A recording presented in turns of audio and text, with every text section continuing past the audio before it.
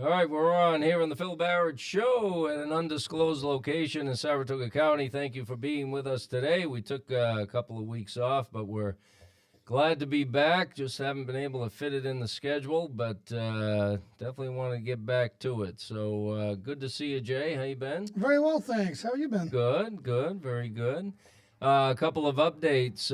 We had some excitement recently in the town of Clifton Park regarding a potentially dangerous animal, coyote. I don't. Did you hear about that? Oh, I didn't. Yeah. Actually, I thought it was a joke on Facebook. I saw a coyote coming, but I never. Yeah. No, we had That's something to do related with ice. I don't know. we had a poor gentleman that was walking his dog and. What the coyote went after his dog. He stepped in between, and unfortunately, he had some injuries. And then the what we believe to be the same coyote attacked a car. So typically, that means they're not of the right mind when coyotes start attacking cars. But anyway, we were able to immediately partner with our friends at DEC. They came right in and began hunting for it, and they haven't been able to locate it. Although with this, with the weather we've had and everything else, if it was sick, which I would assume, Yeah. obviously it is, maybe it's already gone. We're not sure, but the Veitch Ferry Preserve, which is hundreds of acres of beautiful property in the town of Clifton Park, one of our many parks or nature preserves, is still closed. We're just taking that precaution for safety reasons. Obviously, we don't want people walking through the preserve with their pets or without pets and encountering a possibly rabid coyote. So, Where was it located? Where part of Clifton Park? down the Veitch Ferry Preserve. Oh, geez, Down, it's close. yeah. So down at the far southern end along the river. So. Yeah, it's a concerning situation. We don't have any updates as of today as far as whether the coyote hasn't been found, dead or alive, and so Coyote at large. yeah, we're still keeping the preserve closed. I know a lot of people are interested in that because the preserve gets a lot of use on a daily basis. So unfortunately, no news to report there, but we're on top of it. We're in contact with DC. They've been out in the preserve since the day we called last week to try to locate it, but unfortunately at this point, nothing to be found as of yet. So again, just to be precautious, we're going to keep the preserve closed. Hopefully we'll be able to lift that very soon. Also want to mention that the town board of the town of Clifton Park will be considering a moratorium on commercial cannabis growing. These operations can be quite large, and I'm not talking about somebody with 5 plants in their backyard or in the woods. I mean, we're talking 10, 20, 30 plus acres of rows and rows of cannabis. Buildings, large equipment, and that kind of operation. And if that was located next to a neighborhood or a business, might not be pleasant based on other examples that have occurred. Up in the town of Moreau, they've had an issue with a large cannabis growing operation and odor, terrible odors that the neighbors and people nearby aren't too happy with. So that's certainly one concern, but just generally a commercial growing operation could have other effects if it's, particularly if it's close by to a residential neighborhood. And at this point, we feel we need to study the situation and the state rules and regulations. A lot of times the state, enacts these new programs and makes certain things legal and tie the hands locally of local governments. So, but we need to research that and make sure, wow. We need to research that and make sure that we have a full understanding of what we can and can't do as far as regulation. And in this case, regulation would be needed to protect our residents and our neighborhoods. And what are your feelings on Doge, Jay? I mean, I know you're chomping I at the bit love about Doge. Doge. This idea that we're just gutting the waste and looking at all the fraud and government corruption at its best, payoffs and everything else. It's just incredible. You know, it's not a new thing. Bill Clinton and Al Gore started this, and Barack Obama continued it. As a matter of fact, the Doge government structure was actually started by Barack Obama and was implemented and actually expanded under Trump. So I think going after the federal government establishment the way they're going and lifting up, turning every stone and picking up every piece of paper and analyzing things to find where our money's going, I think it's great. Well, some updates on that. They say they found $55 billion in savings, which sounds like a lot of money, but when you compare that to our deficits and national debt, it's a drop in the bucket. And I know they are planning on finding a lot more. They did find that there's $4.7 trillion in untraceable payments. $55 billion saved to date. Yeah, so $4.7 trillion in untraceable payments, Yeah, which that. really Nuts. just shows a total lack of accounting practices. And the country right now is $36 trillion in debt. The CBO, the Congressional Budget Office, and they've had good estimates and bad estimates over the years, but January deficit for 2025, $127 billion. Just for January. The federal budget deficit over the last 4 months, $838 billion. It's crazy. Net interest that we're paying on the debt is just below $1 trillion. Now that's just for the interest, $1 trillion. And I want to put this into a little bit of context for everybody. And maybe you've heard these figures in the past, but 1 million seconds is 11.5 days. That's 1 million seconds. 1 billion seconds, 31.7 years. Okay? 1 trillion seconds, 31,700 years. Crazy.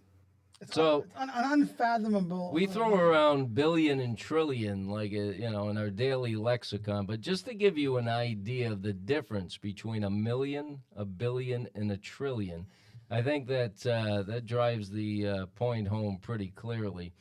And there's been a lot of talk recently about tax cuts. Trump wants to keep his original tax cuts that were passed in 2018, wants to keep those in place, make sure they continue. And it's incredibly frustrating to hear politicians talk about how tax cuts need to pay for themselves. That's what they always say. It's not your money to begin with. Yeah, the tax cuts, we need to pay for them. We need to pay for the tax cuts. And we learn every day how the federal government wastes money and very little accounting, as it appears, if they can't even trace the actual payments that are being made of $4.7 trillion. And it's just this whole outlook that the average American can do with less, but the government can't. And there's nothing more frustrating than that. You, me, Mr. Veitch, everybody here paying taxes, we can do with less. But when it comes to government, well, you got to pay for it because God knows the government can't do with less.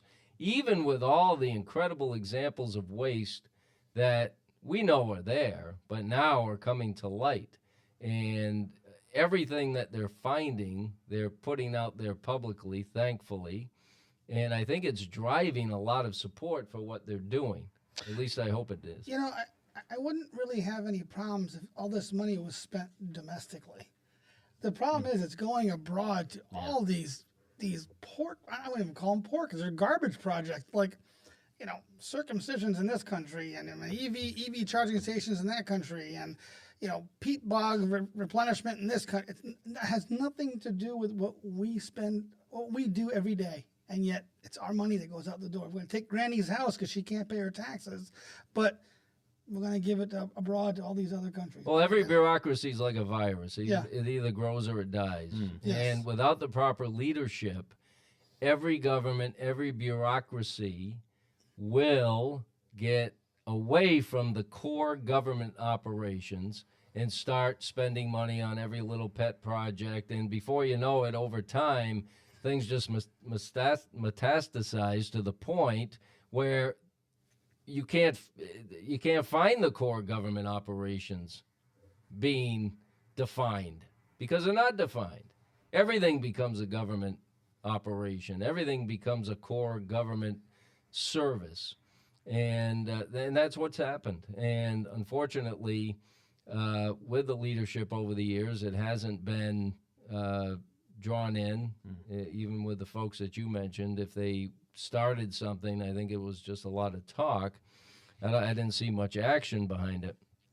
But it's incredibly frustrating to hear that somehow the average American can do with less, but government can't. And you look at where the money's spent, $36 trillion in debt, $1 trillion just for interest. More than we spend on defense. Defense budget is $800 billion. Well, that's gone down as a percentage of the overall spending. But the bottom line is something's got to be done. You just can't continue to go like this. No government can, no organization can. And even though we print, last I knew last year, $100 trillion every few months, the government has a printing press, which we don't have at the county or the town. Oh, we will. Yeah, right. But all that's doing is creating more inflation. Government spending, government regulations, printing money, that's also stealing from the average American. And a lot of the talk revolves around tax cuts and the spending in the budget. We rarely hear about the regulations. Each day, new regulations that continually compound of stealing money from you and the inflationary pressures of government spending along with printing money. So these are all ways that without you even realizing it, your financial situation is being eaten away just a little bit each day. We should focus on taxes, but we also need to focus on regulation and these other inflationary pressures that are devaluing your money. And so I'm just glad something's being done about it, something concrete. Absolutely. And I don't see how we can turn the other way and just pretend it's not happening anymore. So long overdue. Thankfully, something's being done. And it's incredible to see the arguments against it. Because they don't want to lose their money and their power. It's incredible to see the arguments against it. And so I hope they keep going and finding new ways of saving money and make sure that the money we are spending is done smartly and effectively. So going back to Saratoga County, we are the lowest tax county in the upstate 55 counties. Somehow, for years, we were able to say we were the lowest tax county. Unfortunately, Suffolk County somehow beat us out last year. I don't know how that happened, but now we have a new thing to shoot for. So we're the lowest tax county in the upstate 55 counties, lowest per capita spending county in New York State. We also still have a 7% sales tax. So when you're out there buying things in Saratoga County, you're going to pay less money. All ways that Saratoga County does everything possible to make sure that you get the best value for your dollar. But on the regulation side, just to give you an idea, unfunded mandates. For Saratoga County, just this year, 2025, $9.5 million in increased costs in 25 due to unfunded mandates. And that's not uncommon. I mean, each year those unfunded mandates continue to climb. And again, not something that's talked about a lot, but it eats away from the county budget, eats away at what we can provide services, core services to the residents of Saratoga County, and that's your tax money through these unfunded mandates.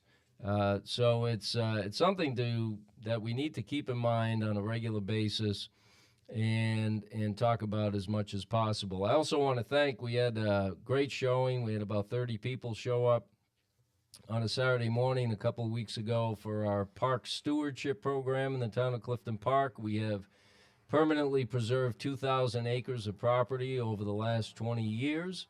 A lot of that property, most of it, is new parks, new nature preserves throughout the entire town.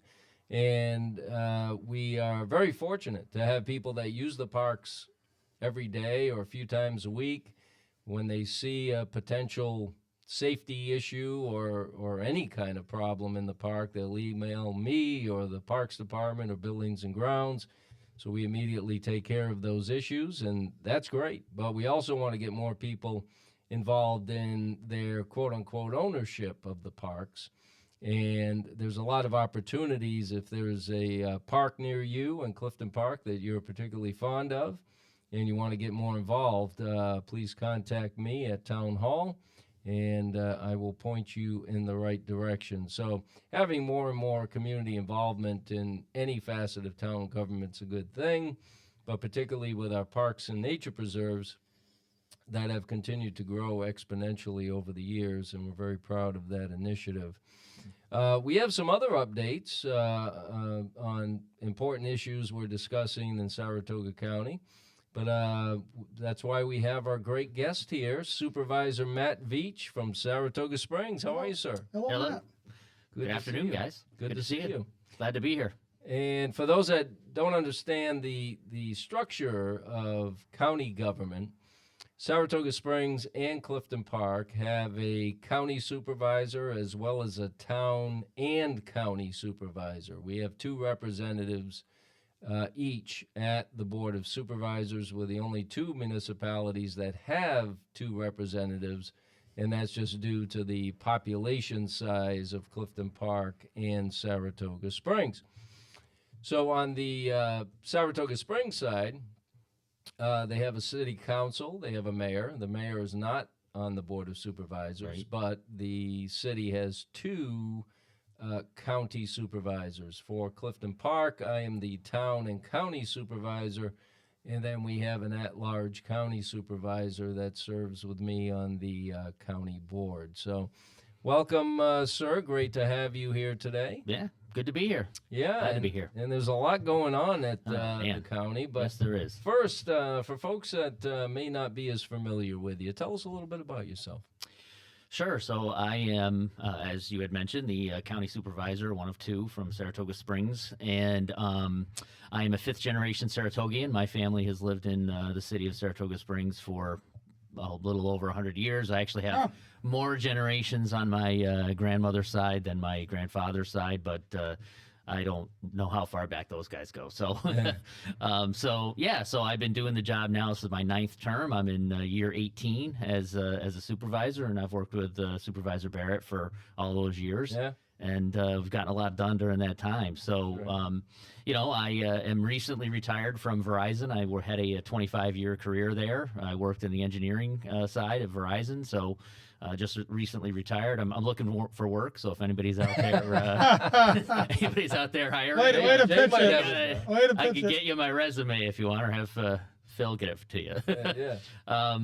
So have a keen interest in Saratoga history, Saratoga County history, but really Saratoga Springs history and all the various things we've done over the years. I have a wife and 2 kids, both adults and special needs kids, actually. They're both autistic, and it's been an interesting challenge in our life to have our kids with those challenges themselves. So, again, glad to represent the city and glad to work with Phil on the Board of Supervisors. Well, Supervisor Veitch has done a great job representing the city at the county level. As he said, we've been working together for his entire time on the County Board of Supervisors. And I think you've brought a lot of reason and common sense to the Board of Supervisors, and you've effectively represented Saratoga Springs on many, many issues that were important to the city. And you, as you just described, you have a long history in Yep. Saratoga Springs, your family, and I know you're a history buff. And I was Yes. just hoping if there was like one really interesting story, maybe it's has something to do with the old casinos, maybe the racetrack. I know. Yeah, Boy, just talk one- about baiting the Yeah, guest here. just if he had because once in a while he'll mention to me some really cool parts of Yes. the city's history that I'm not familiar with, and so I thought he could share one of those interesting stories with our The gears are viewers. turning. Yeah. Well, I don't know how interesting of a story it is, but the truth is my brother is really the one you're supposed to talk to about those stories. So he's written a couple of books on the old gambling, prohibition, casino, Yeah. law enforcement. My brother was the chief of police in Saratoga Springs for about a decade, and unfortunately he retired some years ago, but.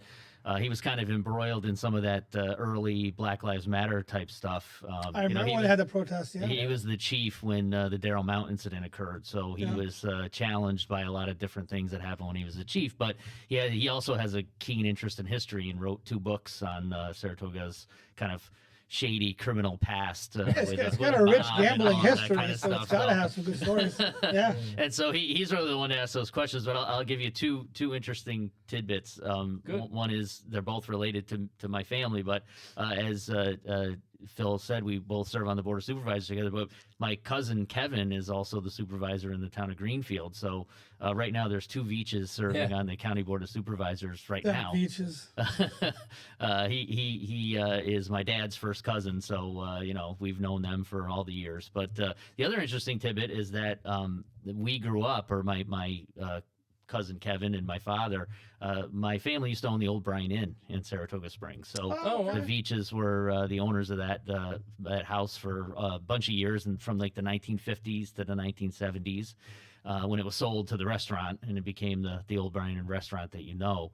Again, my other relatives we married into own the building before that. So Yeah. so we have a long history in Saratoga Springs, and Wow. it's an interesting family tidbit of the city that a lot of people don't know. So proud to have that. So, Well, I don't know if that satisfied your question. Oh, but, that's great.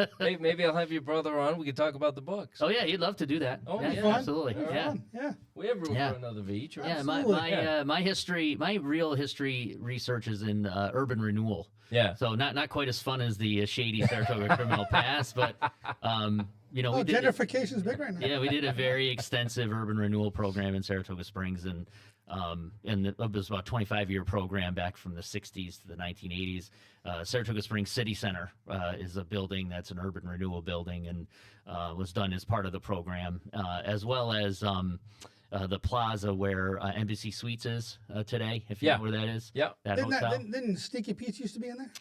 Sneaky. No, that was actually not an urban renewal project. Okay. Interestingly enough, that strip mall was. That doesn't sound like an urban. It was a great Sneaky nightclub. Pete. Actually. I had The Newberries. Oh yeah, the I mean, Newberries. Oh yeah, yeah. I would tell those those were my places. hopping spots when I was a kid. Yeah. Oh boy. But I don't know if we want to go down that road. that where I don't Sneaky know. Pete's. I wouldn't was- want to go either. You Yeah, live to maybe- tell. You live to tell yeah, them. yeah. Good stories too. But that was actually built when It was they the tore PG down show, the so- the Grand Union Yeah, that's hotel, right. right? And they built the strip mall. But that was not urban renewal. That was just a fire that happened, or the building became unable to be restored, and so Okay. they tore it down. But Yeah. urban renewal was specific government program, right? That Sure.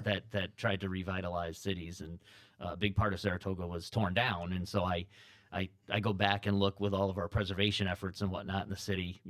Why did we do it? What was the purpose? And Yeah. was it successful at the end of the day? So that's my my history, my thoughts, and what I get interested in. So Yeah, and the city's obviously changed Yeah. quite a bit. Urban over the planning. last 20 over the last 20 years. It's Very much changed so, quite a yeah. bit. yes, exactly. So proud of the city. It's a great place, and Yeah.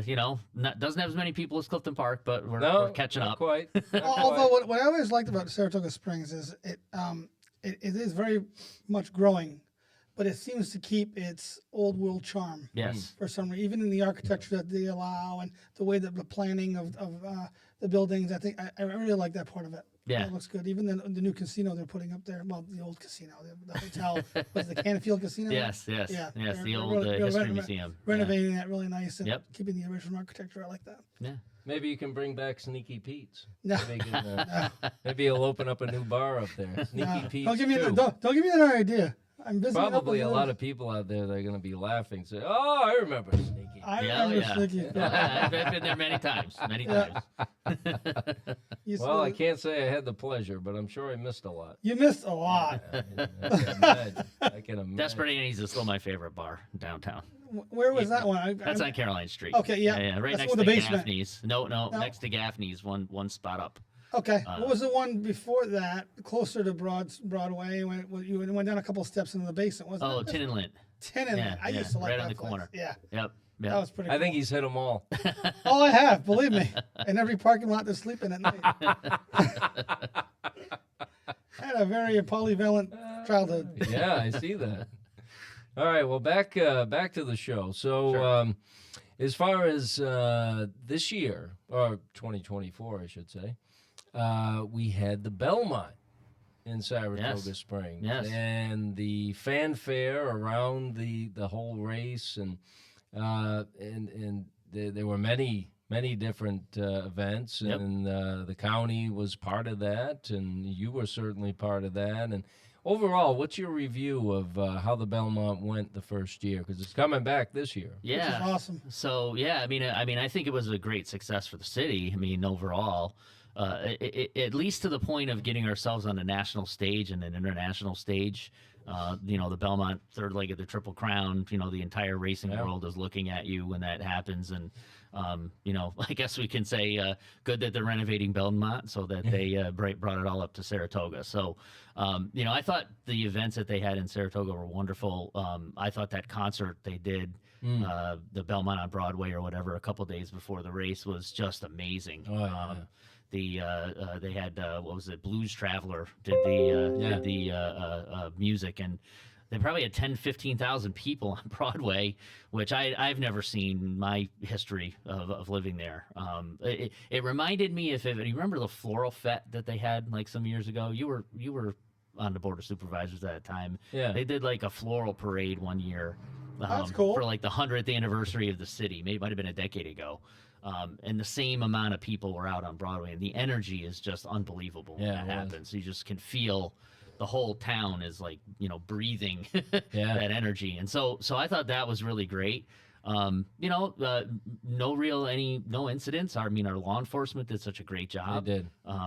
We have a great commissioner of public safety and Tim Cole, who former FBI guy. And so he used all of his connections to ensure that, all those agencies were there and making sure that nothing happened in Saratoga. That's key. That kind of, That's key. you don't want to have that, big day and then there's some incident that happens at night. Right. Yeah. And then you're, talking about that instead of the racing. So, so I think at the end of the day, it was a great success. I would say that on a kind of a different note, I think it kind of diluted the year though for Saratoga. The regular racing season felt a little less crowded. And so I think that the Belmont, while a huge success, kind of softened the rest of the season. Why do you think that is? I think because of locals, for the most part. A lot of locals will go to the track for like their 1 week, right, a year. And because they had it so early for the Belmont, folks did their track trip then in June instead of in July. That's funny. I would have thought it would have attracted a different crowd. Yeah, no, it kind of felt like the track season this year was a little less energized. I mean, again, successful. I'm not saying it was a bad year. I'm saying it was a great year like it always is. But there's always a good year. Yeah. There's always better years. But Right, it's always right. a good year. Right. So, Do you think a lot of people coming from out of town also Exactly. maybe came for the Belmont instead of during the racing? Yep. I think that happened as well. So we got, really front loaded in the track season last year, which in some cases is good. I mean, I like going to the track when it's not that busy. Yeah. Well, I'll tell you, I bet you you can the- really take it in when it's not crowded. The So, business, I'm sure, businesses loved it because it Yes. extended that period. It gave them a boost in the beginning of the year. Yep. Beginning And we're of going to the do it all season. again this year. So And there's going to be additional seasonal racing as well, right? correct. So they're adding a day to the expanding. Belmont Festival. Yeah. So they're going, I think, from Thursday through Sunday now, and where I think it was Friday and Saturday last year, maybe and Sunday. But so they're adding a day. And then they're coming back literally like the next week for the Right. start of the racing season. I think they're starting on July 11th, which is pretty early for the track, and then going all the way to Labor Day. So That's long. so they'll be off for about a week, and then they come back. So it's going to be an interesting, or a couple of weeks, and then they come back. So it's going to be an interesting, interesting season this year. Kind of a busier year, and we'll see how it goes. I do, again, as a local guy who wants to make sure we're successful, is I do fear expanding the season too far will become an issue because of some of those things I said. Where At that point, you do dilute the Right, crowd. you 'Cause can't. there's only a certain amount of people that go to horse racing, and if Exactly. the more you extend it, the more they spread out. Yeah, exactly. And I mean, the harness track was in Saratoga for all those years. It still is there. But I think that kind of happened with that venue as well. Like they started expanding the days. They started, making more racing. And what happened was that it kind of diluted that product. And now people don't necessarily go to the casino now for the racing. They go for the casino. And so you don't get as big a crowds for harness racing anymore like you used to get. So it's not like Yonkers Raceway where it's packed, or Monticello where there's a lot. So Well, is that something as a municipality or community you can help promote? I know it's a totally different venue, but I mean, city still gets money. we do as much. I mean, we get our VLT revenue from the casino, but at the end of the day, I think so. I mean, we do a fair job of that, in the city for harness racing, but I do want to just go back to the track. We don't really have a lot of control over the NYRA program, so. My hope is just that they hear from the community and kind of respect that. We want to make sure it's not going from, Memorial Day to Labor Day. It's just too long of a season, and try to keep it special for the weeks that we have it. And there's additional expenses on the services side if they extend it as well. Yes. Yeah. And I think overall the city, we kind of broke relatively even on the Belmont. It wasn't a huge tax revenue generator or moneymaker, which, because we had to put a lot more into it this year. So instead of we like what we normally do in public safety. So and again, I'm saying it's a success. But not like the complete windfall that we thought it was going to be. So, and I think next year will be the same. I think we'll do it better next year because we know how to do it now.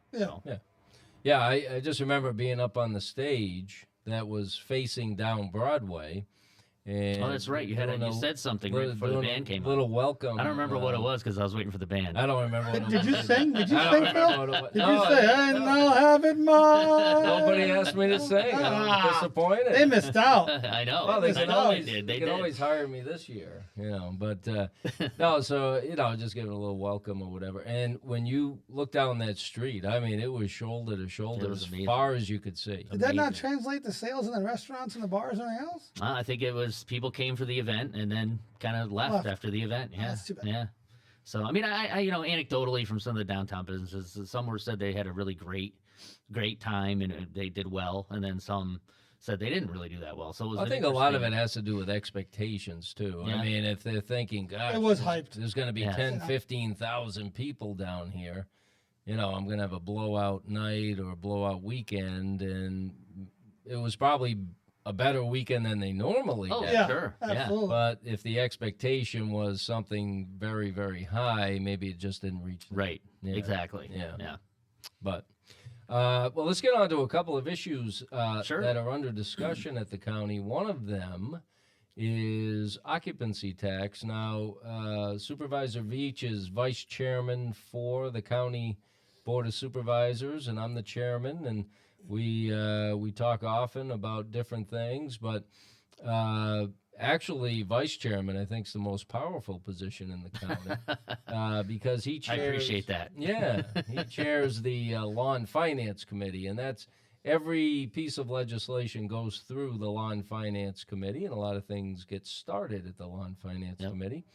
And you had a meeting last week, and there's been some press around a couple of issues. One of them is occupancy tax. Yep. As a county, we're looking at different ways that we can change our structure regarding occupancy tax with now the new New York State short-term rental legislation that is now been thrust upon us.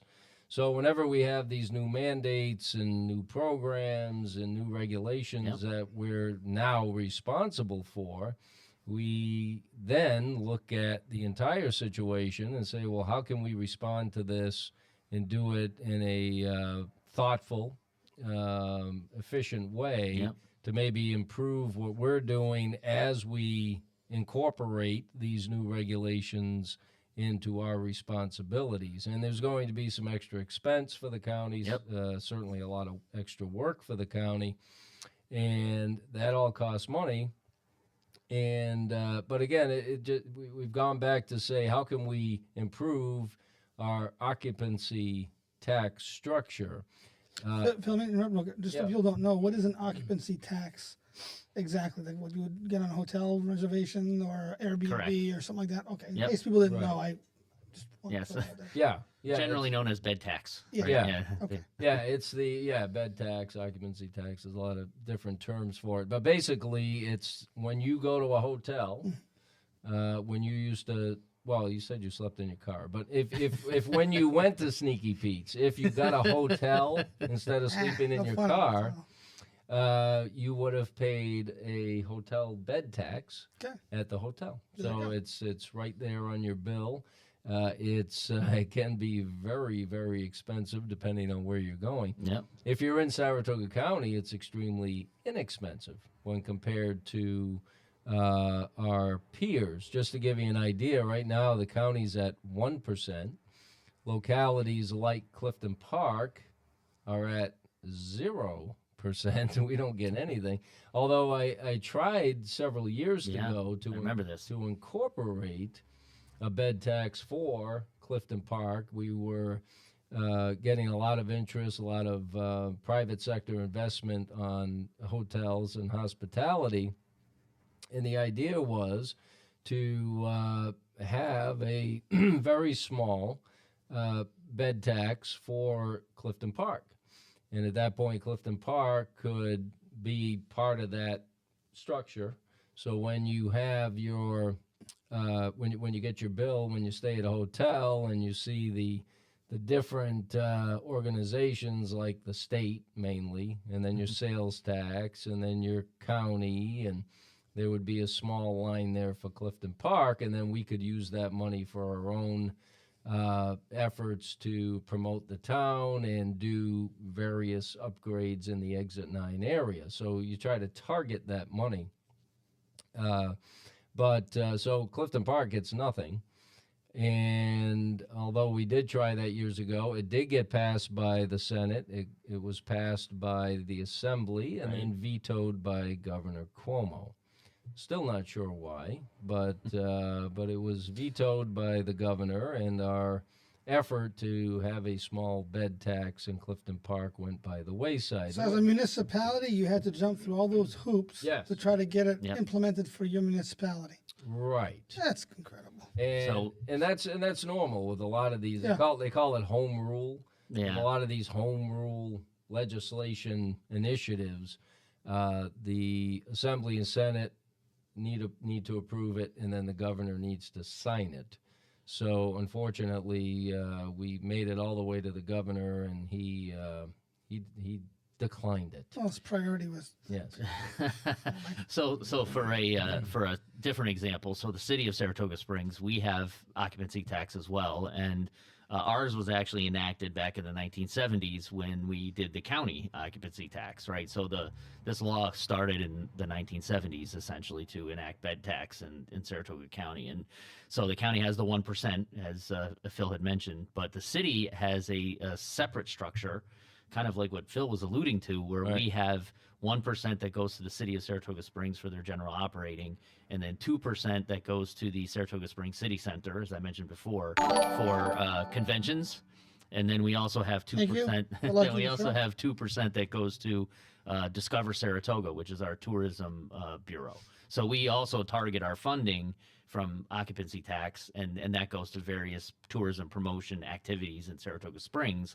I think just it's for a the great city. use of those Right. dollars. And the best, well, I'm going to say the best part of it, but the good part of it is it's being paid for by visitors Yes. who come to our community, Right. and we're not taxing our own residents Correct. for this, Right. and we're getting the benefit from it. And we're finding in the city that, we have parking garages now that we've built that have come up in the past decade or so. We have other types of infrastructure problems that are starting to, kind of creep up with more people coming to our town. Right. We need to figure out how to pay for those kinds of things as well.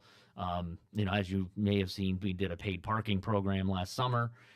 We're still trying to figure out whether that's the right thing to do, but bed tax is another way to try to help with local residents' burden of taxes with having visitors pay for it. And the city the city council recently voted to increase their Yes. bed tax. Is that correct? Yes, by 1% for the Yep. city. The other 2 and 2 that I've mentioned before, those will stay the same for Discover and the city center. Just Yep. a question: why wouldn't you raise it to 5%? So I think, Nobody's going to look at that when they rent, and it's Right. not affecting the population of Saratoga. yeah, I know when I go places, Yeah. I don't even look at my Nobody bill looks. at Yeah, that right. stuff, right? And sometimes it's 12% or 15%, right? It's a huge, 17%. huge Yeah, number. let's be 20%. real. The people that come to Saratoga have money. Yeah, They and come here to spend money, and they expect to spend money. So, yep. I mean, why wouldn't you do that? Why are you warning incrementally a 1 and 2? Why don't you go for 5 and 10? Yeah, and it's a good point. I think we want to stay fiscally conservative in the sense of tax burden generally, right? I mean, as a county, we don't want to overdo it. We want to stay competitive with other counties. Warren County has a higher bed tax than we do, so we don't want them staying in Glens Falls, right? And we want them in Clifton Park hotels or Saratoga Springs Right. hotels. So if we can be competitive against our neighbors, I think that's a good reason for just kind of incrementally doing it. Rather than going higher. And I think philosophically, right? I mean, tax burden is in general is something we don't want to, be talking about, raising taxes here and raising taxes there, because Right. as Phil had mentioned earlier, it kind of gets out of hand, right? When you're in government, you don't want to overdo it. And that's the one tax. Because then the I don't next think thing you're doing is property taxes, and you don't want to do That's that. the one tax. I travel a lot, and I hate taxes. That's the one thing I never look at. Yeah. Is bed tax. Yeah. It is what it is. I know I'm a tourist, and you pay for it. Exactly. I'd jack that up as far as it goes. But again, with the Airbnb law, I think it was the opportune time for the county to open this up. I mean, we've been at 1% for 50 years almost. That's right, because right now there isn't a tax on rentals like that, correct? Correct. Right. So the state is looking to implement something like that. How would that? They are. How would that work? Are you going to That's rely good. on the homeowner to say, well, I rented my house 4 times, and this is the percentage of? I mean, It's going to be interesting. We haven't really gotten to those weeds yet, but Right. the truth is I think most of the platforms are going to be able to do that on the behalf Yeah. of the renter, I figured. right? Like an Airbnb as a Entity. entity is going to pay it on behalf, right? But our law, and I don't think we're changing this part, is going to still rely on all of those Airbnb renters to register, right? You're going to have to register yourself as Right. a operator, let's call it, of a establishment. The state law allows us to build a registry, right? And so I find that more intrusive. yeah, right, right. Well, and that's part of the additional work. So the county will be the keeper of the registry. So we have to build this registry and maintain it. And More and- unfunded mandates. Yeah, state, Yeah. it's that, and it's staffing time and people Yeah. Right. that are going to have to be brought in to kind of manage this whole thing. So Right. so one way we can help fund that is through increasing the tax. The other part of it is, as Phil had mentioned, the town was not able to get to the occupancy tax piece, and so one of those percentage points, let's say, could be used to distribute that back to the towns where it's generated, right? Absolutely. So Clifton Park will be generating a lot of tax from Airbnbs and hotels. Yeah. Saratoga Springs will, as well as Malta. They have other hotels there, but every town has Airbnbs in them. Yeah. Doesn't matter where you're from Waterford to Edinburgh, there's As a- Airbnbs. I'm looking at Airbnb my lake house. Yeah. Right, exactly. So, Make sure you register. So That sounds intrusive. I don't know.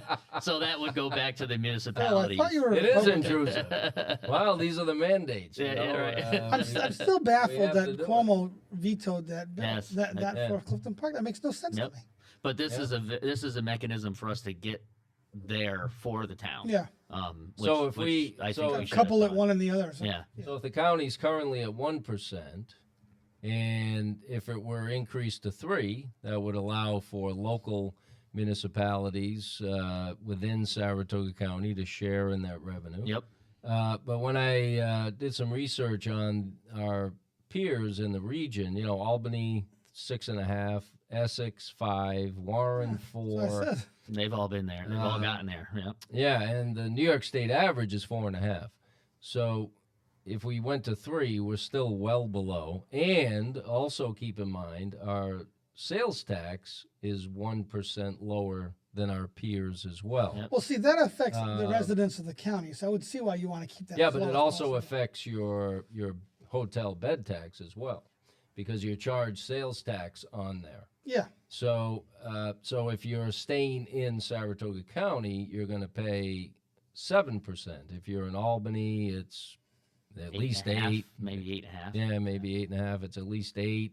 Schenectady County, I think it's 8.75. Now Warren, I think they're still at 7%. I think there's 3 of us Yeah, left. there's only a few that are still at the Yeah. I don't know if Warren went up or not. Yeah, I think there's I thought- only I thought three Warren was- three I thought maybe it counties was at 7.5, maybe. I thought it was 8. Maybe 7, 8. Maybe they went I up. think it was because I looked at something to buy it. But anyway, Whatever. whether they're at 7 or I like 8. the fact that we're 7. Yeah, exactly. Yeah, right. So if you're paying less sales tax staying in a hotel in Saratoga County, and your bed tax is still much lower than a lot of our peers and far lower than the average, even with the increase, we're still, I would say, competitive, but remain a great value. Yep. And based on all our record of taxes, as I mentioned before, and spending, that's a place where we want to be. We want to be competitive, but we want to be on the low end. So I think that's the thinking Yeah, around it. and I would also just mention quickly that we have to do the home rule process for this too, right? We have to go through getting our legislators to support the bill down in Albany, and I think if you did go a little bit higher, that may turn them off to sponsoring it down in Albany. Right. So if we stay reasonable where we're at, I think that gets us a little better chance for having our local, assembly people and senators to, sponsor it for us too. Because they can also claim we're low taxes in Saratoga County for their political futures. Yeah. The weeds of So, politics. Exactly. Now, maybe another issue that was up for discussion that Jay wouldn't support as much, and that Uh-oh. was, well, was based on the prior answer. earlier bar closing times. Right. So, yeah. Bother me. I don't go out anymore. Not anymore. Right, yeah. right. I don't- yeah. Back in the Sneaky Pete's days, Sneaky he would have Pete's, been if very yeah, upset. Yes, yes. You know, it used to be 3 o'clock. We'd leave and we hit Bob's Diner in Waterville for some gravy fries, and that was the night. you know? Well, 3 o'clock might be. Might be the Come answer upcoming, here. Yeah, right? Yeah. So was it 4 now? It's 4 a.m. Yeah. So, so this has been going on in the city as a discussion for, over a decade. I think bars still stayed open that late. Yeah, Yeah. probably 2012-ish or so is when the city council started to look at bar closing times and try to advocate for that. But interestingly, the city is not able to close bars earlier on their own. It's a county-wide law that has to be passed, or a resolution that gets sent to the state, who then kind of enacts the bar closing time. So agree with you. Back in 2012, I was a lot closer to my Sneaky Pete's days than I am now, and I was definitely not in favor of doing that. But I mean, post-COVID, are there any bars that it's a stay good, open? I don't think think there are and any. that's a great point. Very Because- rare, very rare. Yeah, I it's- mean, when younger days, everything was open late. yep, I mean, even Walmart was 24 hours. right. Now right. everything closes. I feel like it's 1984 all over again, where everything closes early. You know? But you're I know absolutely that's right. just your heyday, 84. Yeah. That was a little But you know what I mean? closer. So But you're absolutely I'm right. surprised you Yeah. that's even in discussion, because I think most places would naturally close around 1 o'clock. Yep. So that's one thing, right? Generally, the bars in downtown Saratoga are not staying open till 4. I think on big nights they still do, and definitely probably in the summer there's a few that are going to stay open till 4 o'clock because there's just the critical mass of people down there. But you're right. I think for the most part bars are closing at 2, maybe 1 o'clock. I think that happened Certain weeknights organically, like today where it's 10 degrees outside with a minus. They'll be closed at 10 o'clock. Right, they'll be closed at early. So Yeah. so we're getting to a point now where I think that we can do this in Saratoga County, countywide, and I think the support will be there for the supervisors. So my question would be, because obviously, I disagree with this because I'm more of a libertarian. Yes. Why do we need government to tell you? Why don't you let them close organically? Boy, that's a great question, and I felt that way for a long time. I'm a libertarian at heart. So Yeah. Why would we need a government rule to tell us that? That's a good question. Why couldn't, I think- why couldn't you individually incentivize the bar owner to close? Hey, could you guys close at that time? We're trying to do that. Yeah, it's all sales, so they would want to maximize sales. I think at the end of the day. Are there any in Saratoga that stay open that late? Yeah, there's a few. Yeah, there's a few. Does it cause problems for the police department? Well, yeah. I think that's really the other Yeah. side of it, right? Okay. Public safety, and I think one of the things that we did do this time that we didn't do in the prior. I think the city council sent 4 resolutions to the county to try to do this over the years, and each time the county has not really gone for it because part of those reasons of government regulation. Why do we want to regulate business, right, and stay out of that? But also for the fact that philosophically they didn't see the issue, and the city was always sending them down after some incident occurred. Yeah, Right? knee-jerk reaction. Somebody was beat up downtown, and it One was of the horses got broken. Right, it was a bad remember night, that. and Yeah. there was that guy, the Vermont trooper there who got in a gunfight on the corner Yes. about 3 years ago, and after every And one recently, of those, something else happened. after there was a guy shot at the police Drunk. station the other day. Yeah, so after every one of those, the city seems to be sending a resolution to the county, and the county is saying, well, this isn't really something where it's not a reaction to a problem. We should look at this a little bit differently, right? So the idea that we proposed, and I hope we get through this in the process, is this time of year when it's really cold and not much is going on, 2 a.m., right? We'll just close down at 2 o'clock in the morning, and because most places aren't open after 2 o'clock at this time of year. Summertime, because we understand. Do a 2-tier? Yeah, we understand the businesses want to make like the that. money. 3 o'clock. It'll be 3 o'clock. So we're splitting the difference an hour, just 1 hour less. And I think that's fair to the bars because they really didn't like 2 o'clock all year round. So does that mean does that same rule apply to the casino? Yes. So at 3 o'clock I can't get a drink? Yes. Well, that sucks. They're open until 4, so that last hour will be. They're only closed 4 hours a day at the casino. So They actually physically close? yeah, 4 a.m. to They do 9 close. a.m. I thought they were Yep. 24 hours. Yep. So 4 a.m. to 9, I think, is their close time. Maybe on Saturday and Sunday they're staying open 24 hours now. But yeah, it used to be like closed for a few hours and then they open right back up. So, but at the end of the day, I think that's fair, and I think that respects the businesses and their desire to make money, but it also respects our law enforcement, which is really a big push right now. As I mentioned, Commissioner Cole is really behind this because it does create overtime issues for the city of Saratoga Springs and for our county sheriff. Frankly, they get called into the city more than they probably should on the rowdy weekends. And we're facing a little bit of a budget crunch on overtime, right? And so this will help to kind of alleviate that.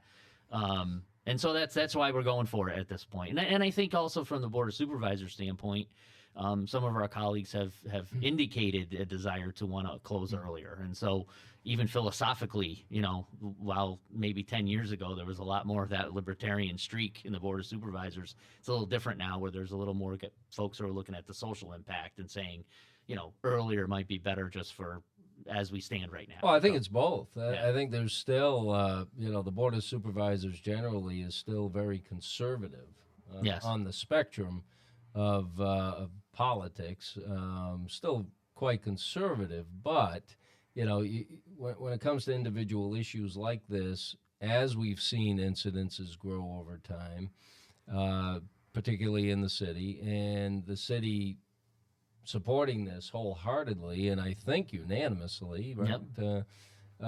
There just seems to be a great deal of support from the city.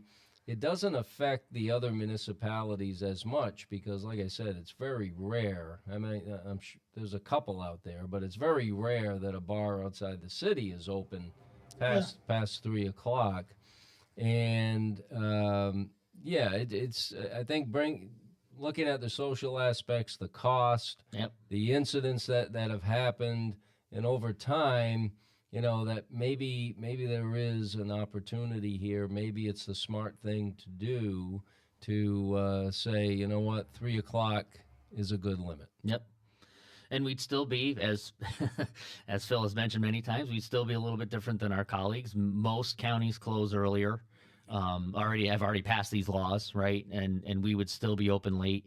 The only county I think in this area that doesn't have one is Albany, but they would still be 4 a.m. But at the end of the day, Saratoga is the 3 a.m. thing. You don't see that statewide in most counties. It's usually 2 a.m. or even 1 a.m. in a couple of counties that they close early. Oddly enough, my brain tells me it's a great idea. my libertarian thinks your heart says, God, I don't want much. more government. But yeah, I understand that. Well, the reasoning, 100%. Yeah, and I think with your point about COVID, you're right. I mean, that kind of thing doesn't happen so much anymore. I mean, try getting food delivered at midnight. Yeah. Or find anything open past 10 o'clock that's the kitchen. There's nothing open anymore. Correct. Yeah. No, Clifton Park, they roll up the carpet at about 9 o'clock. Yeah. So, and we had one establishment that over the years we had a couple issues. It was a concert venue. Yeah. And they brought in some. I know what you're talking about. Yep. I've been there many times. Yeah, me too. Yeah, I took. How old are you? I'm 52. My age. Yeah, so, right. Yeah. Yeah, and I had been there a few times myself. There weren't any problems those nights, thankfully. Well, that was Joy's department store, so that wasn't the concert hall. Yeah, it was right next. Right near Joy. There were some issues there. I remember my first night in office, January 1st of 2000. There were gunshots over there, so that I was like, well, welcome to public service here as town supervisor. But overall, over the years, it was fine. Incidences here and there, and it was open late, but not that late. So even if you're not open to 4 o'clock, right, there can still be issues. Oh yeah. But I think it has to be, when it comes to that, it's on an individual basis. And I had many discussions with the owners at that time. Somebody had taken it over several years later, and they ran a great operation. Well, I think that some of the venues they had in there at the beginning, I remember they had Guar in there one time, and that crowd was terrible. Wow. They had a very diverse group of concerts. Just about everything. But they had like winners. They had music from all genres. I mean, from country to single performer to hard rock to Guar. They had it all. Heavy metal with throwing blood on you and everything. Yeah. So into that.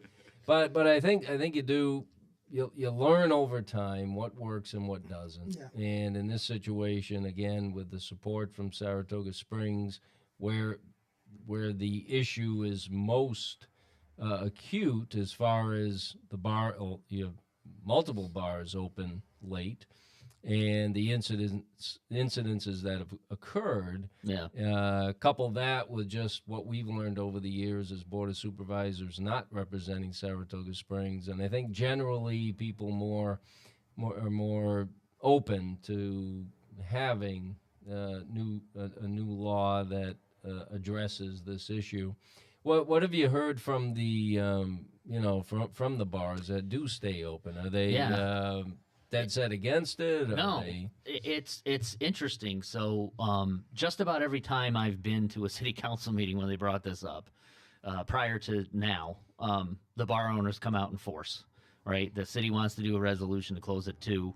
And I think that was part of that problem. The 2 a.m. time to them was a little too short, right? Yeah. And again, it's Matt Veitch evolved over 10 years to watch this all happen. It's I guess I'm glad I'm still there. Yeah. But at the end of the day, that would happen every single time. And so this time, I had actually kind of put our Chamber of Commerce on the case just to go out and reach out to all the bars and say, here's what the proposal will be, 2 a.m., 3 a.m., right? And how do you feel about that? So you've already proposed this. Yeah, they, Okay, they were kind of given the heads up of Yep. what was coming. Well, the city council voted on it. Yeah, Okay. Yeah. But we had the chamber do all the outreach first, Smart. basically in the fall, a good this idea. fall. After the track settled down, we went out and said, hey, what do you think if we do it this way? And for the most part, I won't say every single one, but for the most part, they were pretty much okay with it, because that's kind of what they're doing now, like we said, right? Sure. They're closing early in the wintertime. They're trying to stay open a little bit in the summertime, but no one's really closing at 4, maybe 1 or 2. So they came back with not a positive, but a, hey, we can live with this, right? Answer. And so we had this meeting at the city council week before Law and Finance, first week of February. No bars came to the public comment. Yeah, and Everybody knew what was going on. yeah, they received maybe 1 or 2 constituent letters that were anti-closing early. I wonder how much business they get between 3 and 4. Right. I mean, I don't know. Yeah, I mean, have no idea what.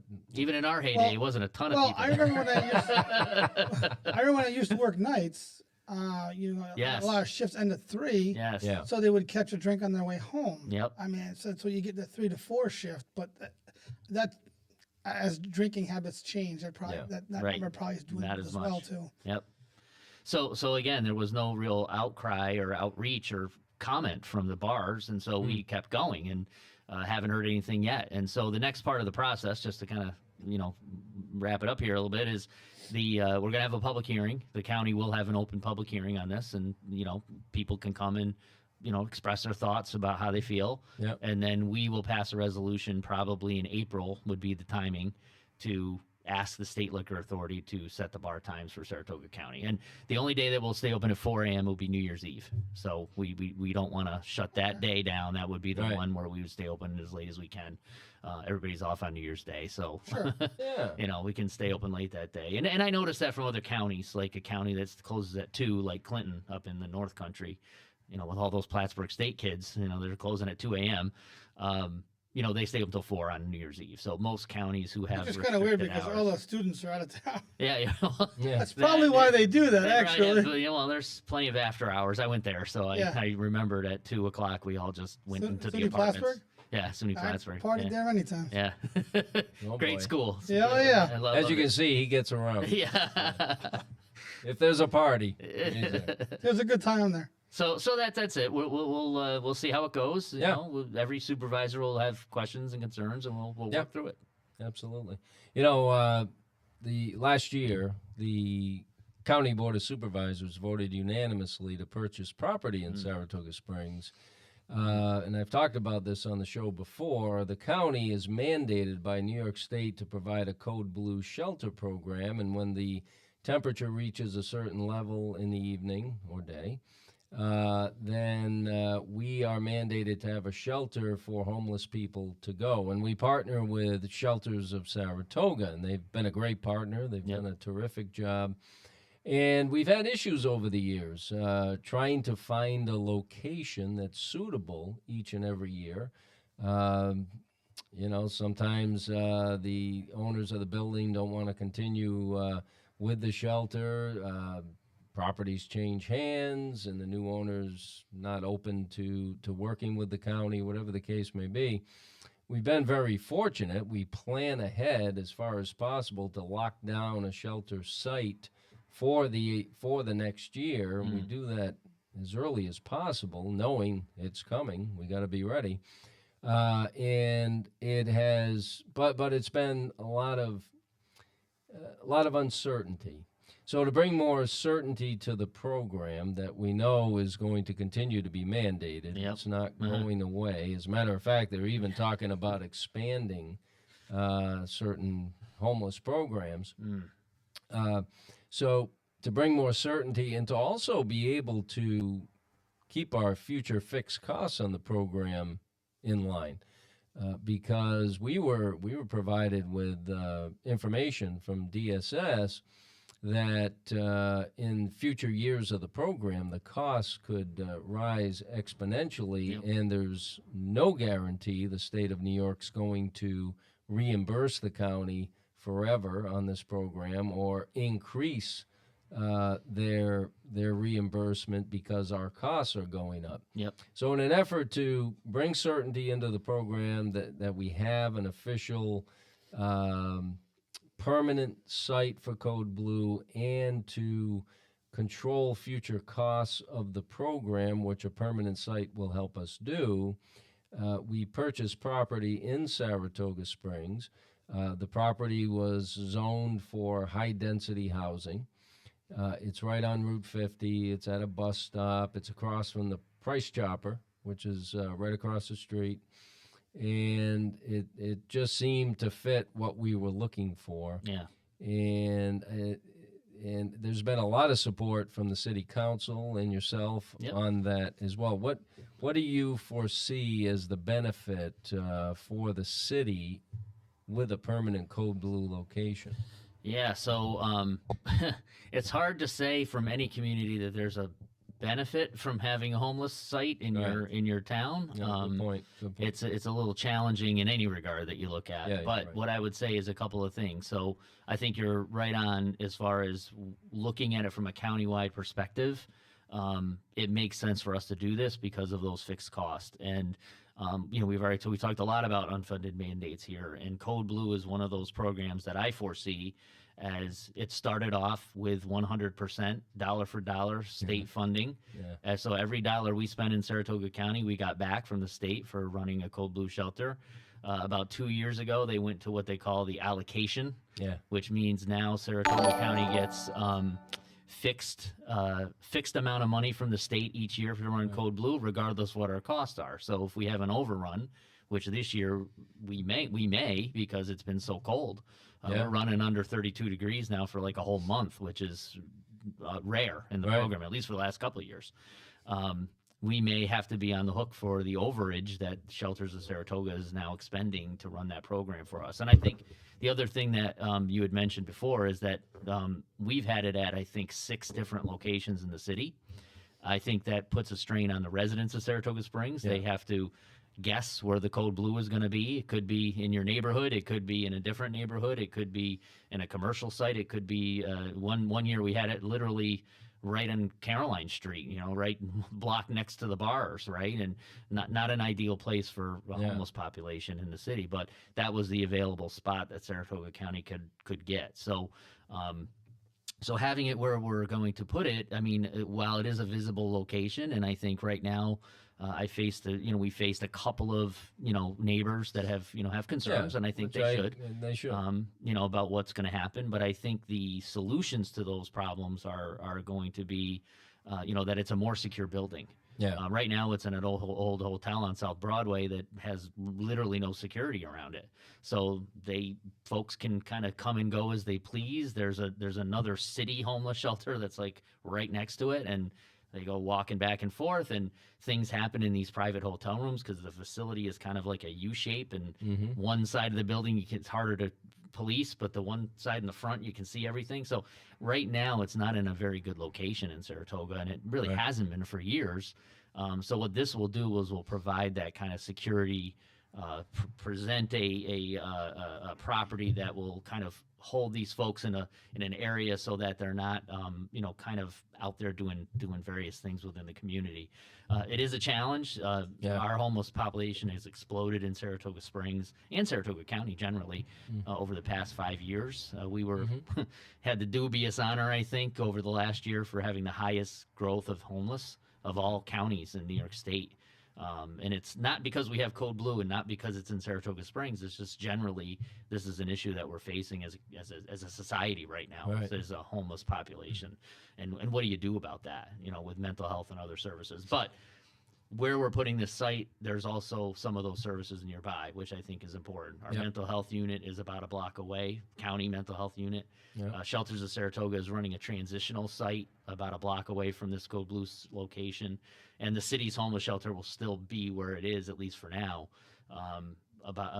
just like next to it. So at the end of the day, I think it makes sense to kind of site it where we're citing it, and again, I understand the neighbors' concerns, but at the end of the day, it seems to be the right place, and it's going to be, I think, better overall for the city. We know where it is. We know how to manage it. Right. Our public safety can respond better.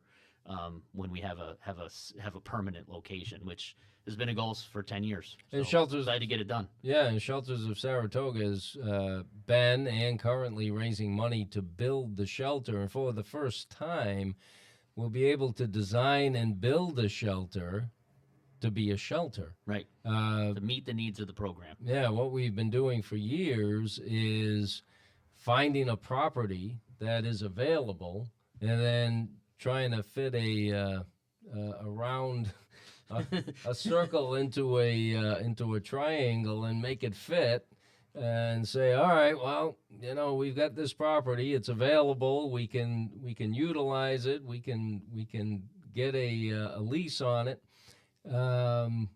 we'll make it into a shelter. Right. But none of the locations have really been designed to be a shelter. Yep. So I think that is another very important part of this. And it doesn't mean anything to anybody else other than the people that we partner with to manage it. Right. It means a lot to them, Right. in what they're trying to do. And it'll be much better for the people around the shelter. Yep.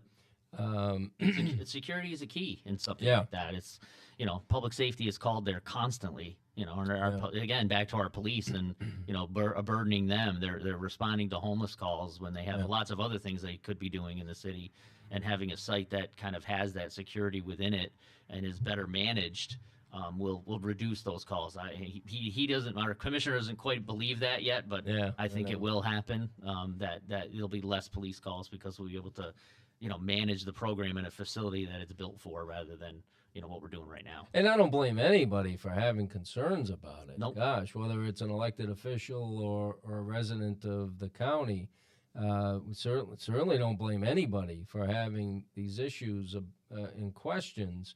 But the bottom line is we're mandated to house the program, and therefore it's incumbent upon us to do it in the best way we can and find the best permanent location.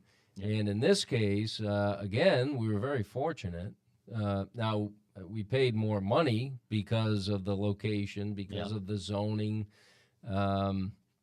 It was worth more money than maybe another piece of property that was zoned for residential, single-family residential or something like that. But so we invested more money now in an effort to hopefully save money in the future. So an upfront investment of a larger amount of money will save the county money probably many-fold in the future. But the other part of it is, at least from my own standpoint, I didn't want to go into an area that or buy a piece of property that wasn't zoned for something that was commercial or dense residential or something of that nature. To me, that was an important part of this. Yes, you spend more money, but trying to be as fair as possible to Saratoga Springs and the general community. It's not as if that was going to be, a small project that was going to be placed there. It was going to be a major development project, and I thought that was important too. Yeah. Just trying to be fair, and when we're seeking out different opportunities that were available. And I would say a couple other things. So there was already a house on that property, so that kind of increased the costs. I mean, if you look at the real estate websites and look at Saratoga Springs, what it costs for even a modest house now is, just getting up there. So there's an old Victorian on there, and it was being used as a law office for a lot it's of in good years, shape. and it's in great shape. 2 stories. There's some benefit potentially to the county if we decide to subdivide, or maybe there's a way for shelters to utilize that property in a way that will benefit them. But the other part of it was, from the Saratoga Springs perspective, I mean, nobody really wants to have a homeless shelter in their town. It's not something you sign up for and raise your hand and say, sure, we'll take it. But, when we looked at how we could operate this in another town, like we have to do our due diligence, right? So what if you put it in a different town in Saratoga County? What does that change? How does that change the program? And the cost would just go up because the homeless are located in the city. for the most part. There's some in other towns, but they congregate mainly in the city. So you'd be providing service for folks not in the place where they're located, and it would cost us more money to have to try to find all these folks to gather them into a cold blue shelter when it's below 32 degrees out in some other town. It just wouldn't have made any sense. So from a countywide perspective, put that hat on, it made better sense to just have it where we have it. So what do you see in the summertime as far as along Broadway? I know there's quite a bit of homeless folks in along Broadway in the summertime, but what is the general atmosphere, and what do you see when you're walking down Broadway or Carolyn Street or different more high-profile streets in the city as far as the homeless in the summertime? Yeah, so I would say over the past year it's gotten a lot better, and I would give a testament to Commissioner Cole and his work that he's done for getting that problem kind of taken care of. They are very much, I don't want to say on top of, because it sounds like the wrong kind of language for homeless folks, but they're very much in tune with what's going on at the street level. Yeah. And then responding to it rather than it being kind of like, well, react to every little problem that happens here and then go over there and then go. That was what was happening before in the prior administration, was just kind of seemed like a haphazard response. Trying to just plug the hole in the dike. You're probably talking about situations where I had seen the parking garage was a mess. Yeah, the parking garage was a mess. I mean, there was, because that was kind of the hangout, right?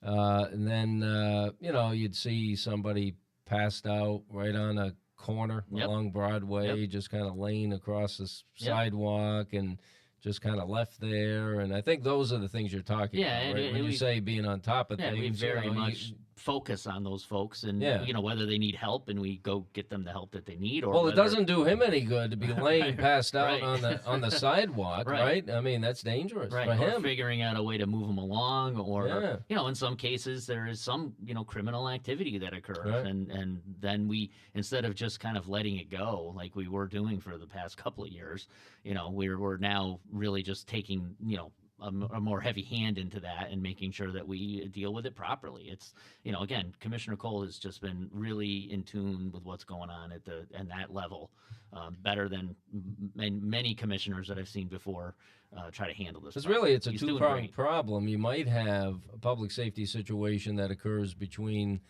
the homeless and residents or tourists. But then there's also the public safety aspect for the person that has the issues. Yes. And like I said, if they're laying across the sidewalk passed out in a very busy area with cars going by and people walking by, it's not safe for them either. No. And so I think addressing that is incredibly important for both parties. And he's done a great job. I can't say enough about the response that he's had in a lot of aspects with a lot of things. And good. We do have also, we put them through, we have a homeless court in Saratoga, which is kind of a little different than other communities, and that's actually worked How does that quite work? well. They go to Judge Vero, and she has, sometimes they're sentenced to actual time, but other times they're sentenced to other things about getting mental health treatments and things like that they really need. And so that has done a lot to try to kind of lessen our homeless population issues that we have in our city. But again, if you go to homeless court and you're told to go to mental health counseling and you don't do that, then you're in violation of the court order, and then they use the other part of the law to say you violated your terms, right? And then you will wind up in the county jail or city lockup or whatever, and it happens, Right. But I think for the most part, it's working better than it has, and I think a lot of it's because law enforcement has really stepped up their game. And they're doing it sensitively, of course. You won't say that, but but they do what needs to be done rather than just kind of, again, trying to stop the immediate issue happening today and forgetting about that something's going to happen tomorrow. Well, and the county wants to continue to be good partners. Yes. So we are making a significant investment. Shelters of Saratoga, with their fundraising, they have a lot of great support in the services they offer. They want to be a good partner. So I'm very hopeful as we move forward with this program that folks that do have issues with the fact that there's going to be a permanent homeless shelter in that location, over time, it'll prove that it was the right decision Yep. for the county and also a good decision for Saratoga Springs. So Agreed. that's our goal. Absolutely. Very good. So Saratoga Springs is such an important part of the county, and you as a leader of Saratoga Springs for many, many years, are there any other issues that people should? I mean, those are those are two big issues that the city council voted on recently: Yeah. the bar closing times and the occupancy tax, hotel bed tax increase. Anything else on the horizon that? Yeah, well, that's no, been I mean, taking up a lot of time. From a political standpoint, I mean, I think it looks like we may have a new commissioner of DPW. Yes, coming in, that's Chuck good Marshall, and point. Yeah. that was a very controversial election that happened up in Saratoga Springs, and it looks like the court has ruled in his favor, and Right. so that would be the first time in maybe a decade, maybe longer than a decade, that there will be three Republicans or sort of three Republican endorsed people, let's say that, Right. on the city council in a long time. So that will change a little bit of how we respond to issues in the city of Saratoga Springs. And it's a good sign, I think. I think people are seeing, from some of the last 4 years of various types of things the city has been doing, that they're ready for some change, and they want to see a more well, I won't say more, but definitely a reasonable, pragmatic council that works on issues and doesn't necessarily get so much into the political infighting, which does still happen in the city quite a bit at the council table. And we need to stop fighting with each other and work on fixing the problems that we have. That's right. So. Yeah, there's not a lot of local elections that are held in January. No. But the city council did set an election schedule that had a election at the end of January. It was an interesting situation. But Chuck Marshall and the person that was in the job was Hank Kaczynski. Yeah. And it appears as though Chuck Marshall is going to win that election. So I'll say congratulations if it's not too premature, but congratulations to him, and good luck to him and his new endeavor. Yeah. So I think it'll be definitely a good move for Saratoga Springs, good direction, and we look forward to what he's going to do in that position. All right. All right. Absolutely. Well, Supervisor Veitch, thank you so much for coming in. We appreciate it Thanks for very having much me. here It's on great. the Phil Barrett Show. Soon to be award-winning. Phil Barrett Show. You've been kind of quiet the last 15 minutes. What Mama happened? told me if you had nothing constructive to add, I wouldn't add anything because I'm very militant on that topic, so I chose not to say nothing. Oh, all right. Wow, he's getting pretty reserved in his old age, isn't he? Wow. Went from Sneaky Pete Right, to being reserved. I would just arrest them all, get them out of there. Oh, all right. Well, we can't do that. Well, But Maybe if you did, the county wouldn't have as many. I don't know. I'm very militant when it comes to that kind of stuff. Well, again, as a county, So I chose not to say anything. as a county, There's a range of ideas. We'll say yes, that. yes. As a county, we do have certain mandates, Yes. as we've discussed a few times here, and We can't not do it. no, and we have to follow the law. So, I mean, you wouldn't like it if we wasted a whole lot of taxpayer money on lawsuits and everything from the state, and God knows everything. Well, the else. state loves lawsuits. That would come. We that saw would that come with with it. Trump. But so anyway, the important part is when there's a mandate or program that the County Board of Supervisors has decided this is the direction we're going to go, we need to make sure that we're thoughtful in planning and executing that initiative, whatever the case may be. And we've talked about a few of those today. Yeah. Some have already been voted on by the City Council. Others will be coming before the Board of Supervisors in the next few months. And we're always interested on your thoughts on these subjects and much more. We will be back next week with another edition Oh, of two the... for two. Yeah. Well, we got in a good rhythm there, and then the holidays, and then I've just been too busy the last few weeks. I was down at Bowman Gray Oh yeah. Yeah, yeah. Went to Nice. Bowman Gray. That was that place is wild. Wow. I mean, that place is cool. We had a great time. What'd you do? The NASCAR race. Yeah. Yeah. Did you enjoy it? Oh yeah. Yeah. Oh, it was great. Yeah. No, it was a great time. Great time. My son and I. and- Connors was at the Daytona this past weekend. Yeah, he was. He was. He's been on here chit chatting away. Yeah. Oh yeah. Mm. Yeah. Is he back yet, or is he? No, I think he said it's 76 degrees and sunny down there right now. Wow. Bastard. Well, I was down in Charlotte. For 2 days, it was 65 and Oh, sunny. yeah. So that wasn't too hard to take. No. Yeah. And you came back to this. But we'll be back next week on the Phil Barra Show I won't even again. tell you where I was. Where were I went you? to the Oh, U.S. Virgin Islands. yeah. Oh, That get was the hell out of here. Oh, what was the weather there? It was awesome. 85 in the day Oh. and 75 at night. It was I beautiful. miss summer. And then I God. came back and we have an ice storm. I was like, Welcome back to yeah, reality. Yeah. exactly. I want to go back. Yeah. Well, thank you, Supervisor Veitch, for all Very of, nice meeting you. Thank you. all of your Absolutely. leadership Glad to over be the here. years. We appreciate it. Thanks. We've got a very busy 2025 coming up, and Oh, as chair hold of on, law and I'm not- finance and vice chair of the county, he's going to have a busy year. Yeah, I meant to woke ask. him up. Yeah, no, I meant to ask before we first started, because you said you're big into the history and Yeah. Saratoga. Are you involved with the 250th anniversary? Yeah, yeah. yeah, oh yeah, yeah. definitely. Yeah. I meant to ask that, but I didn't want to interrupt you earlier when you're talking about it. Yeah. Yeah. Yeah, because that sounds like that's right in your wheelhouse, It's Oh, he's it's a very- great thing that we're doing, and yeah, I've been talking with Lauren Roberts, our historian, and yeah, I'm involved in that to as much as I can be. Yeah. You know, for sure. Yeah, it's gonna be awesome. Oh no, we're An all. Indeed, internet- I digress. I involved. apologize. 2 years from now, an international event. It's gonna be amazing. Yeah. Yeah. I think it's bigger than the Belmont for sure. Talk about Yeah. tourism. Yeah. I can't wait. It's my favorite. I one of said my to favorite somebody, topics. we're gonna have the Brits come back over, and then then we're gonna send them right back home. because they're not gonna like what we have to say. Well, you got the Canadians booing our Yeah, athletes. Yeah.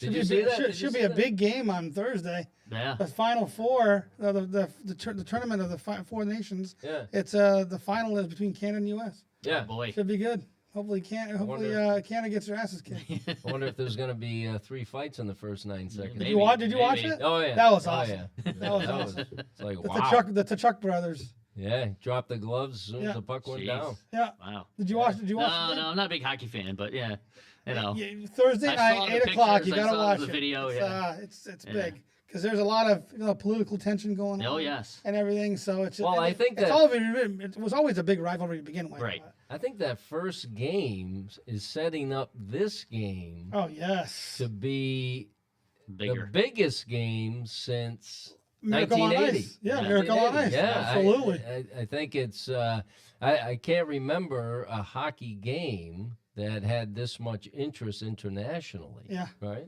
Yeah. Yep. Since 1980. Well, it's funny. Get in my wheelhouse here. Yeah, he likes hockey. Big politics and hockey, and Canada's had the fortune of being like America's little brother. They can say Yeah. what they want, do what they want, because we always defend them, we always protect them. Nobody does anything to Canada because of the United States. Yep. So now they feel they can flex their muscles like a little banded rooster running around. And hopefully Thursday they'll get the beat down that they deserve and go back stay in your lane. I think Canada's going to be a great 51st state. Oh. But anyway, we'll see if we can get their premier on, or whatever he's called. Governor Trudeau. Governor Trudeau, yes. Governor Trudeau. We'll see if we can get him on the show. But again, thank you all for joining us very much here on the Phil Barrett Show. We'll be back next week with another fantastic guest. Thank you, Supervisor Veitch, for everything you do. Thank and you. we'll see you soon. Oh, Thank yeah. you.